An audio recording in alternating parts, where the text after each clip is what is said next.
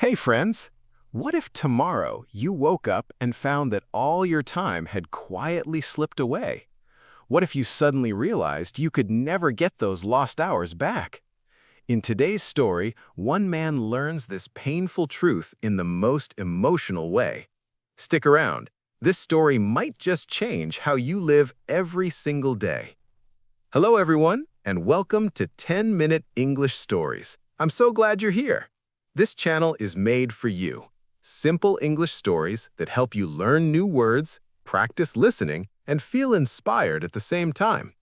Today, we have a beautiful, emotional story called The Value of Time. If you enjoy it, please hit the like button, subscribe, and turn on the bell so you never miss a new story. Let's begin. Our story starts in the busy city of Chicago in the United States. Meet Alex. He's 32 years old. Alex works as a marketing manager in a big company. He has a loving wife named Sarah and a sweet 8-year-old daughter named Lily. They live in a cozy house with a small backyard where Lily likes to play. Every morning, Alex wakes up at 6 o'clock. He drinks his coffee fast, kisses Sarah quickly, and drives to the office. He stays there until 8 or 9 at night. Sometimes he even works on weekends.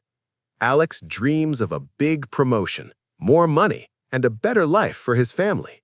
He thinks, if I work hard now, we can be happy later. But Alex has a big problem. He never has time for the people he loves. Little Lily often runs to him when he comes home. "Daddy, can we play in the backyard?" she asks with big, hopeful eyes. Alex smiles tiredly and says, "Not today, sweetheart. Daddy is too tired. Maybe tomorrow, I promise." Sarah looks at him sadly. "Alex, Lily needs her father now," she says softly. "We miss you." Alex always answers the same way. "I know, honey. Things will slow down soon. Just wait a little longer." This happened week after week. Alex missed Lily's school play because of an important meeting. On her birthday, he came home 2 hours late with a tired smile and a store-bought cake. Lily blew out the candles without her daddy by her side. Another time, Lily had her first soccer game. She scored a goal and looked for her father in the crowd, but he was not there. Each time, Alex said, "I'm sorry, work is crazy right now. I will make it up to you, I promise." One sunny Saturday, Alex's phone rang. It was his father, Mr. Robert. He was 68 years old and lived alone in a quiet town just outside Chicago. Mr. Robert's voice sounded weak. "Son, can you come visit this weekend? My heart has been acting up again, and I would love to see you." Alex looked at his laptop full of emails. "Dad, I have a huge project due Monday, maybe next weekend."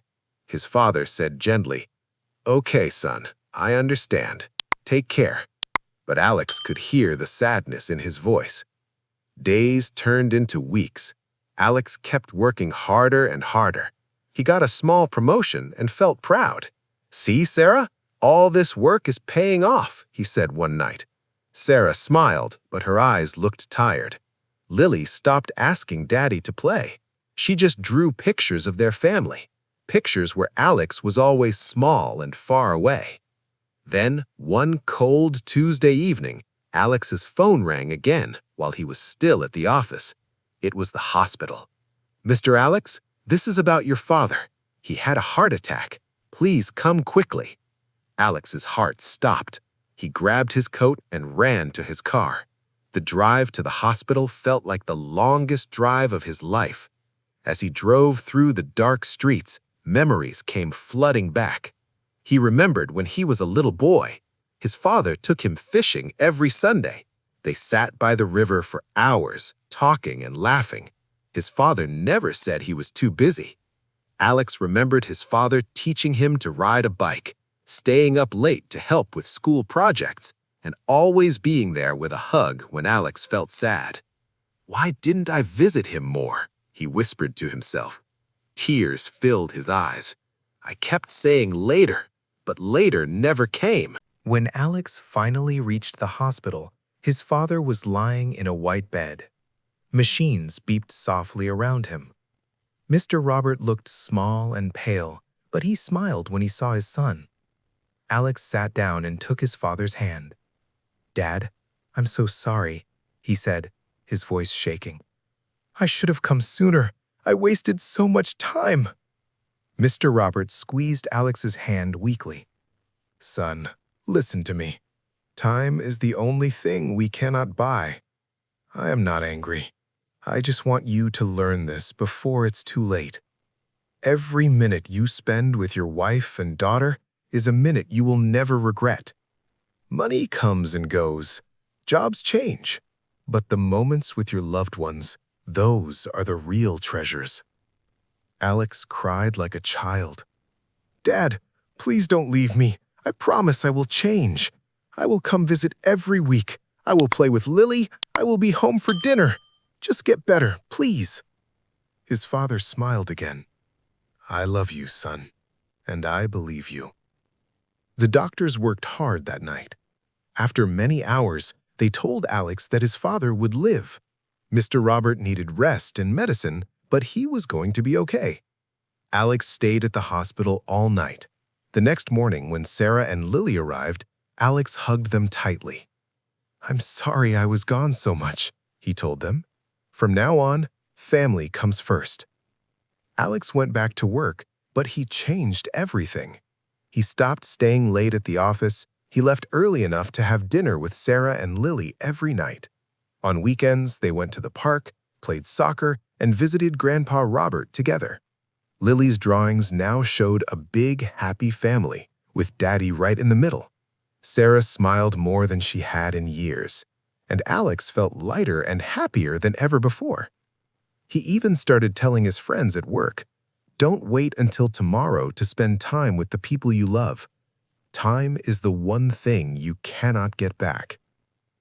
And so, Alex learned the most important lesson of his life. Friends, here is the short life lesson from this story. Time is more valuable than money, success, or anything else in the world. Once a minute is gone, it is gone forever. Do not wait for later. Spend your time today with your family, your friends, and the people who matter most. Make every moment count, because the people you love are waiting for you right now. Thank you for listening to The Value of Time. If this story touched your heart, please share it with someone who needs to hear it. We will see you in the next 10-minute story. Until then, take care and value your time.